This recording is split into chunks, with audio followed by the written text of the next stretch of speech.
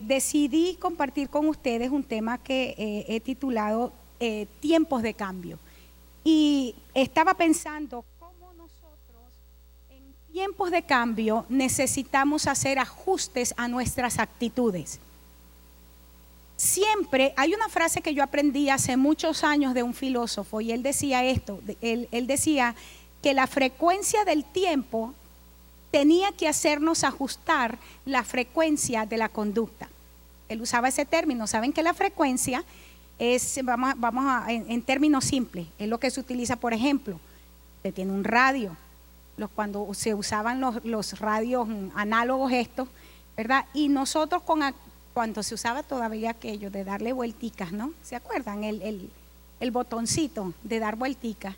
Y empezaba uno a buscar, a ajustar la frecuencia para que no sonara shh, o que se metían dos cosas a la vez, hasta que llegábamos a la frecuencia exacta y podíamos escuchar con claridad. El problema de la mayoría de los individuos, cristianos o no, es que cuando hay una nueva frecuencia, es decir, hay un nuevo tiempo, a la gente le cuesta pasar de la frecuencia del tiempo anterior a la nueva frecuencia y empieza a escuchar, es pura estática. Shh. Esto lo estaba reflexionando porque hoy leía el comentario de alguien que conozco hace más de 20 años y que casi le respondo es solamente ja, ja, ja, de verdad. Porque no valían. Bueno, tan es así que después al final dije, no vale la pena ni el jajaja. Él es un teólogo, profesor de seminario, fue director de hecho del Seminario Evangélico Asociado en Venezuela por muchos años. Y esta era su reflexión del día de hoy, que estaba cansado de escuchar a la gente decir, Dios me habló. Y aunque ciertamente muchísima gente dice, Dios me habló, y le habló fue su mal estómago, o sea, su mala digestión, o sea, no vamos a negar que sí hay gente que se las inventa, pero eso no niega en ningún momento que Dios no le habla al cristiano. Dios es un Dios que habla y sus hijos deberíamos ser gente con un oído en la frecuencia del Padre para escuchar lo que el Padre dice del cielo. Amén. Pensando en todo esto, veía cómo es, y permítanme tomar los lentes, hermanos, porque yo de por sí sé gata y las luces me ponen más. Yo también tomé la palabra de la ceguera, ¿saben? Así que estoy esperando la sanidad en el nombre de Jesús. Mirando y recordando un poco cuando yo leía de esa expresión que les mencioné anteriormente, o sea que la frecuencia del tiempo demanda un cambio de frecuencia en nuestras actitudes, en nuestra conducta. Pensaba cómo nosotros podríamos hacer, cuáles son pasos prácticos que nosotros pudiéramos tomar.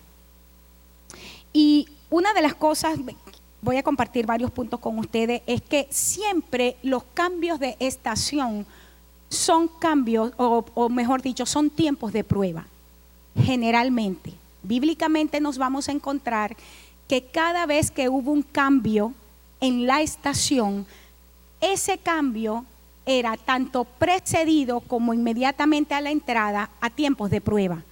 Piensen por ejemplo, cuando está a punto de cambiar la era del libertador al conquistador, en el caso Moisés-Josué, 2 estaciones en el mismo pueblo. 40 años para liberar. Cambia el liderazgo del libertador, cambia la frecuencia de liberación y tenían que entrar a una nueva frecuencia en el tiempo que se llamaba conquista. Estaba delante de ellos una tierra, tenían que poseerla. ¿Qué precedió al cambio de la era? La muerte del líder. Eso produjo en el pueblo una crisis seria y hace algunos días enseñaba por qué. Hubo cambios en la manera como la gloria de Dios se manifestó. Por 40 años caía maná, por 40 años brotaba agua de la roca, por 40 años había una nube, por 40 años había una nube, una columna de fuego. Y de un día para otro todo eso cesa. Y se produce una crisis en el pueblo y se produce una crisis en el liderazgo porque dicen, lo que conocíamos como la gloria de Dios dejó de manifestarse. Y yo les decía en esa oportunidad, ¿cuál es la primera pregunta que nos hacemos como cristianos? Señor, ¿qué hice? ¿En qué pequé? ¿Que se fue tu gloria? Y simplemente es que cambiamos de la frecuencia de una estación para entrar a la siguiente frecuencia. En ese caso, ¿qué era? Cambiaban de la frecuencia liberación a la frecuencia conquista. ¿Y cuál era el entrenamiento ahora? Ahora tenía que levantarse el pueblo cada mañana porque iban a comer de las espigas frescas que habían en Canaán. Porque ahora ellos necesitaban pararse para guerrear en contra de un pueblo, desposeer esas naciones y poder tomar posesión de esa tierra. Era todo un entrenamiento nuevo. Y un entrenamiento nuevo bajo la dirección de un nuevo liderazgo. Un hombre con una visión fresca, permítame usarlo de esta manera, aunque sabemos que todo esto es simbólico, pero no solamente con visión fresca, con una fuerza fresca. Josué, un hombre más joven, con la capacidad para llevar al pueblo ahora a poseer una tierra. En el tiempo de la prueba, una de las cosas que estamos llamados a hacer como primer punto, cada vez que hay cambios de frecuencia, es que necesitamos autoexaminarnos. Y le voy a decir esto con la autoridad que me da, y me gusta decir esta frase, no la autoridad que me da el ser pastor, la autoridad que me da el hecho de tener toda mi vida en la iglesia. Si hay un lugar donde hay gente autoengañada, es en la iglesia de Cristo. Hemos aprendido a vivir de tal manera la vida cristiana que la hemos aprendido a vivir más como una cultura que como una vida dinámica. ¿A qué me refiero como la vivimos como cultura? Bueno, yo nací en Venezuela y como cosa natural aprendí los modos y costumbrismos venezolanos. ¿Por qué? Porque he sido expuesta a eso. Usted nació en Colombia, ¿verdad? Y usted de manera natural aprendió el modismo y el costumbrismo colombiano. Usted nació en México y de manera natural. ¿Por qué? Porque simplemente está allí expuesto y está escuchando y está repitiendo. ¿Sí o no? Muchos de nosotros en la iglesia, mucha gente en la iglesia está autoengañada porque ha aprendido una cultura. Repite un vocabulario que como los niños van aprendiendo, así usted ha ido aprendiendo un vocabulario, ha ido aprendiendo una manera de relacionarse. Es importante que el cristiano mantenga una autorreflexión. Nosotros no podemos vivir por costumbre y es importantísimo. En el libro de Santiago, capítulo 1, versos 22 al 25, ¿sabe usted que Santiago es uno de los apóstoles más controversiales del Nuevo Testamento? De hecho, se han hecho reuniones de teólogos para decir si Santiago es un libro inspirado o no, porque es muy controversial. Mientras que los demás hablan acerca de que somos salvos por fe, Santiago dice, un momentico, la fe no es suficiente, necesita sumarle obra. O sea, es un hombre bastante controversial, pero por algo el Señor lo dejó allí, ¿verdad? Miren lo que dice aquí, capítulo 1, versos 22 al 25. Dice, sed hacedores de la palabra y no tan solamente oidores, engañándose a ustedes mismos. ¿Qué está diciendo Santiago? Una persona que solamente escucha, viene los domingos, viene el viernes, viene el lunes a la reunión de oración, viene el martes a mentoreo, está escuchando, pero no pone en práctica la palabra, dice aquí que se está engañando a sí mismo. Está en un autoengaño. Seguimos. Dice, porque si alguno es oidor de la palabra, pero no hacedor de ella, este es semejante al hombre que considera en un espejo su rostro natural. Porque el que se considera a sí mismo y se va, luego olvida cómo era. Mas el que mira atentamente, miren esto, en la perfecta ley, la de la libertad, y persevera en ella, no siendo oidor olvidadizo, sino hacedor de la obra, este será bienaventurado en lo que hace. La palabra bienaventurado, que sabemos el concepto 3 veces feliz. La palabra bienaventurado es una persona que ninguna circunstancia va a robarle el gozo. Eso es lo que significa bienaventurado. Dice, el bienaventurado es aquel que oyendo pone en práctica. Estamos en un cambio de frecuencia. Primera cosa que todos necesitamos, hermanos, todos. No es, y no se olvide esto, La palabra no es que ustedes necesitan, no, nosotros necesitamos, porque yo soy parte del cuerpo de Cristo, la autorreflexión. Este es un tiempo en el que Dios está desarraigando cosas y sembrando algo nuevo. Si usted mira el libro de Eclesiastés en el capítulo 3, versos 1 al 8, la frase fuerte allí dice que todo tiene su tiempo y todo lo que se quiere debajo del cielo tiene su hora. Y empieza el autor de este libro y empieza a decir, mira, hay tiempo para morirse, también hay tiempo para vivir. Hay tiempo para llorar y hay tiempo para reír. Según el autor dice, que Salomón dice que aún hay tiempo de paz, pero también hay tiempo de guerra. Todo debajo del cielo tiene una hora. Y cuando la hora de algo viene, la sabiduría común dice, tienes que operar en eso. Vayamos al sembrador. Cuando es el tiempo de siembra, si un sembrador, si una persona que tiene 200 acres de terreno y que es una persona que vive de la siembra, por ejemplo, del café, pero él dice simplemente, es el tiempo de sembrar. Ay, no, pero ¿sabes qué? Yo quiero irme a dar unas vacaciones en Cancún.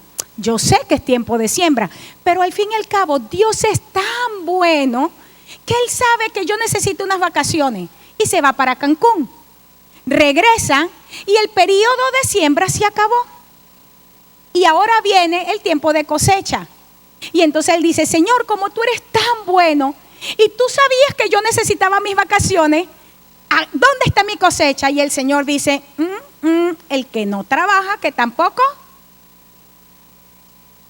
¿De dónde cree usted que nosotros sacamos la mentira en la iglesia? De que no importa que no siembren, Dios es tan bueno que siempre te va a dar. Si esa es una ley. ¿Sí o no? ¿Está entendiendo? Todo tiene un tiempo. Cuando el tiempo cambia, hermanos, cuando la estación cambia, cuando la frecuencia cambia, necesitas saber a qué cambió. Vamos a suponer que Israel, cuando sale del tiempo de la liberación, 40 años bajo el liderazgo de Moisés, espectacular. De hecho, no hay una iglesia más avivada que la iglesia del desierto. Ellos vieron la obra de Dios y los milagros de Dios todos los días.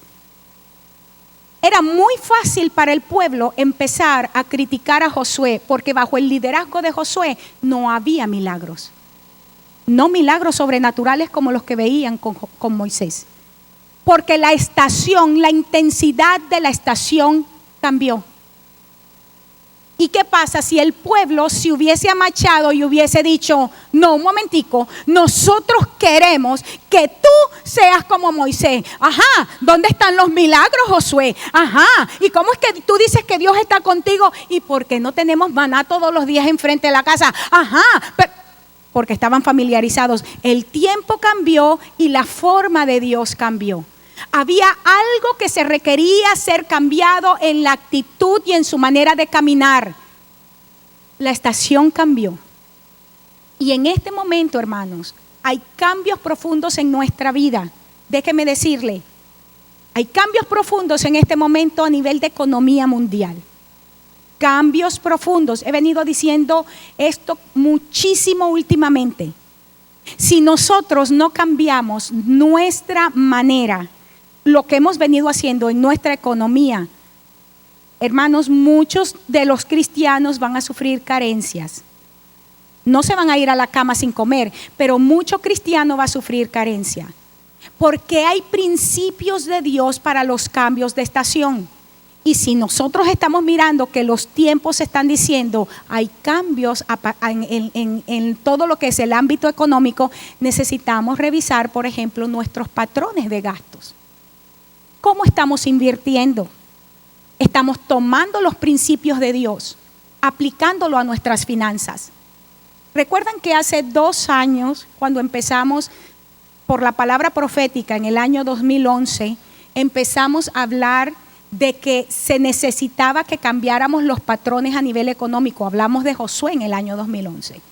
Y si usted recuerda, nosotros dijimos públicamente, mi esposo y yo dijimos, nosotros vamos a salir de deuda, porque viene un tiempo difícil.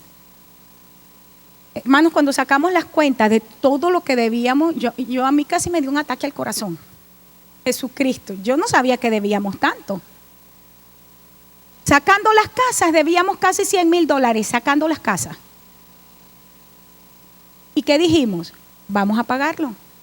Porque en el momento de la dificultad económica, ¿qué le pasa a las familias que creemos en Dios, pero que no hemos cambiado nuestros hábitos? Hermanos, igual viene la crisis terrible. ¿Por qué? Porque Dios viene hablando y no obedecemos. Y hoy, hermanos, les digo, mi última deuda termina este mes y quedamos 0 deuda, debt free. Pero decidimos entrar en un proceso de disciplina. ¿Por qué? Porque vienen tiempos difíciles. Vuelvo a decir, tiempos de cambios. Lo primero es tiempos de prueba, que requieren que cambiemos actitudes y conductas. La palabra de Dios es clara en todo esto. Es un tiempo para accionar en la unción. Fíjense esto, 1 Corintios 4:20 dice, porque el reino de Dios no consiste en palabra, sino en poder. Esto es muy importante, porque la mayoría de los cristianos creen, especialmente con la teología de la confesión positiva que nos llenó los últimos 40 años, creemos que es suficiente con confesar. Muchísimos cristianos en este momento creen que para tener victoria en la vida cristiana solo necesitan confesar. Y estás muy equivocado. Si tu confesión no va acompañada de un fundamento sólido, perdóname, pero estás haciendo bla, bla, bla al mundo espiritual. Tanto es así que el apóstol Pablo dice que muchos de nosotros hablamos y somos como címbalos resonantes. Porque hay un poder que es mayor que nuestras palabras. ¿Qué quiero decir con esto? Cuando el apóstol Pablo dice que es el mismo que dice en el capítulo 13, que hay una fuerza mayor que es el amor, y si no tenemos esto, somos címbalos resonantes. Él está diciendo, necesitas entender que más allá de una declaración, el reino de Dios consiste en un poder que es vivo y activo en nosotros. Es la palabra dunamis. Y la palabra dunamis, de donde viene dinamita, es una explosión. Dice, el reino de Dios no es hablar. Yo confieso que estoy sano, ¿ok? ¿Estás mirando tu dieta? ¿Ok? ¿Estás mirando tus hábitos para descanso? ¿Estás mirando cuáles son tus hábitos de ejercicio?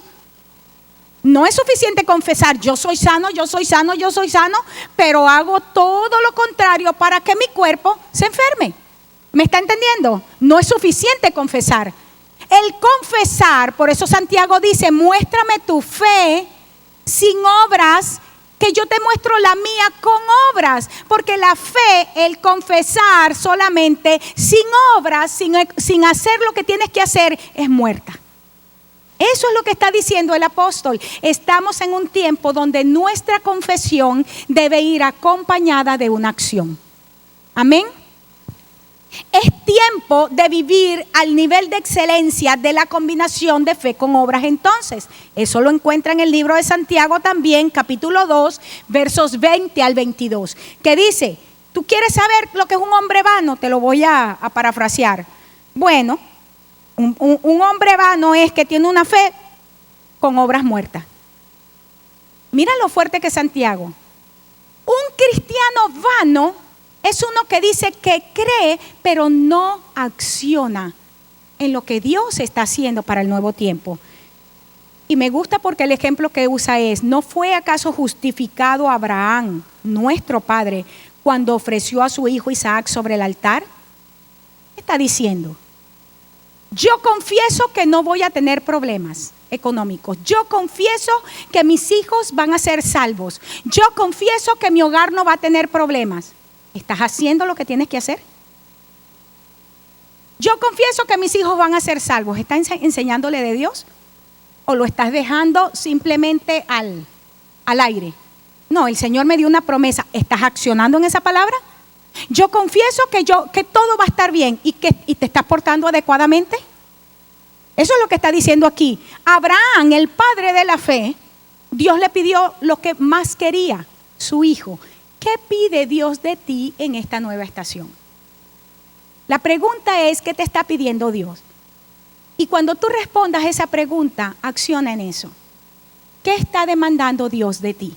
Yo sé lo que Dios está demandando de mí. Ya yo estoy clara y estoy caminando en eso.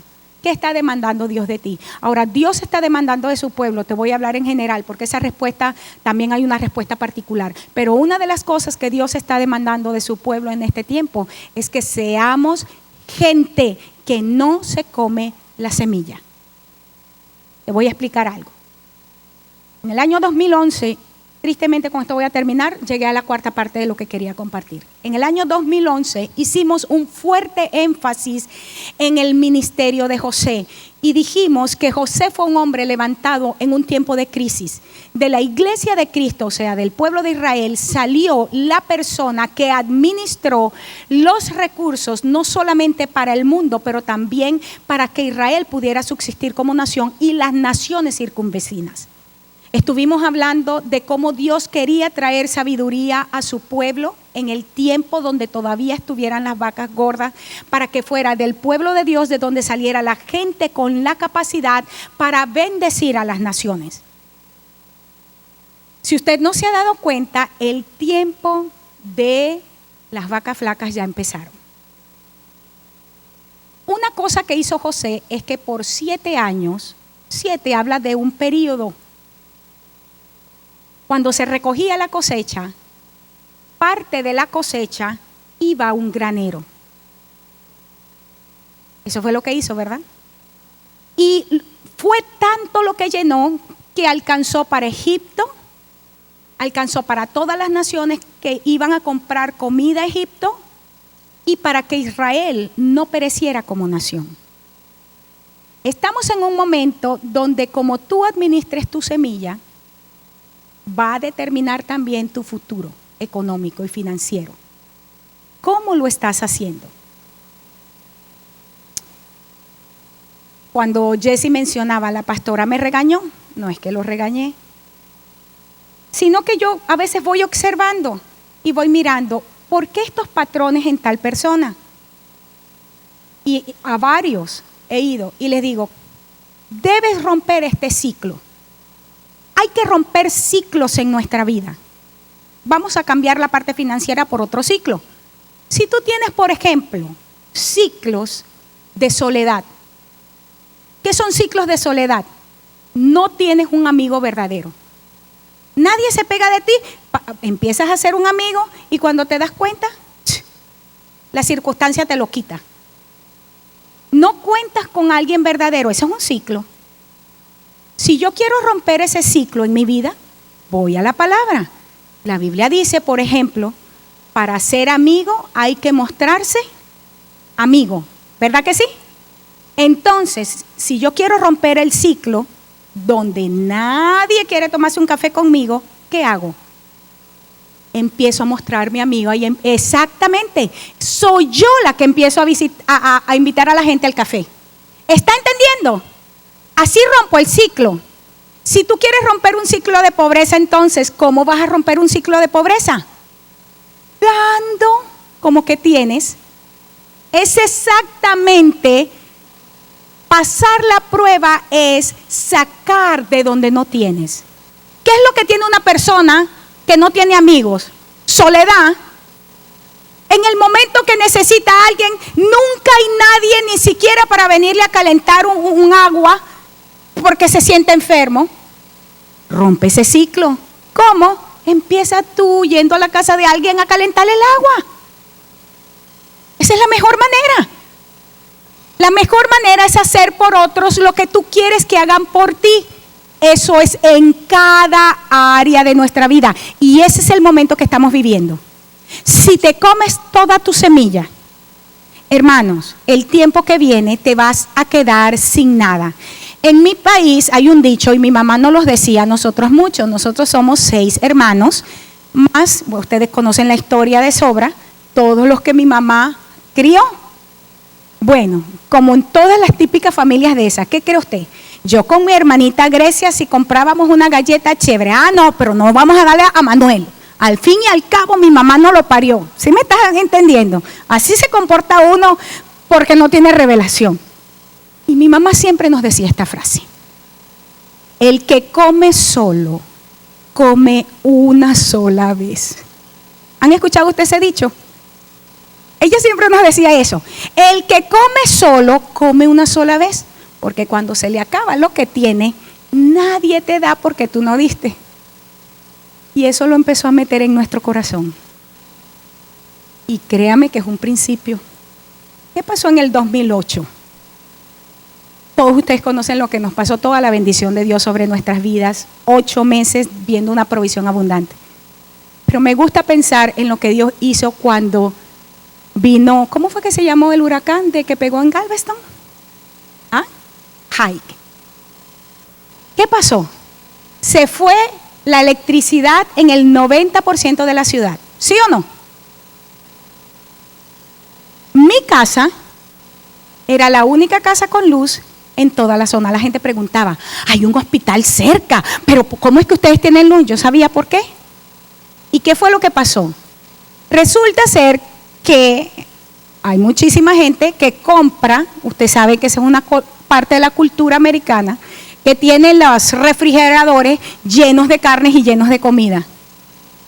Al segundo, tercer día, ¿a dónde cree usted que vino a parar toda esa comida? A mi casa. Y muchos de ustedes fueron bendecidos por eso, ¿sí o no? Con comidas calientes. ¿Por qué? Porque el que come una vez, el que come solo, come una vez. Y cuando vino el tiempo de necesidad, yo tenía abundancia. Hermano, no se coma su semilla. Hemos cambiado la estación. Primero guarde y segundo, de lo que tiene, comparta. He estado insistiendo fuertemente en toda esta semana. La clave para vivir tiempos como este es compartir. Comparta. Es que no tengo, no, usted sí tiene. La Biblia dice que en la casa del pobre hay mucho, pero se pierde por falta de entendimiento. Una de las familias que menos tiene en esta familia, en el que menos tiene, entre comillas, es la que más trae a esta iglesia.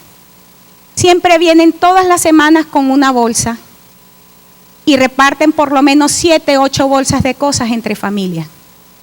Son los 2 viejitos de esta iglesia que ya están retirados con una pensión poquitica.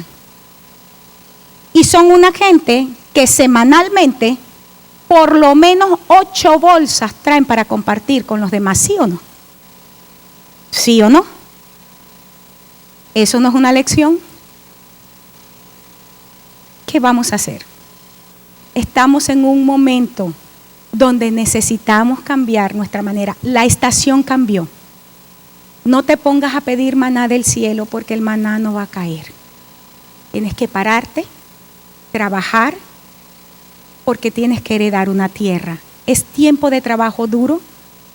La mentalidad cambió, pero en el nombre de Jesús, nosotros no solamente nos vamos a adaptar a las nuevas cosas de la estación, pero nosotros vamos a ser el verdadero cristiano que actúa en la fe del Señor. Mientras que otros van a guardar solamente por temor, nosotros vamos a guardar y nosotros vamos a compartir.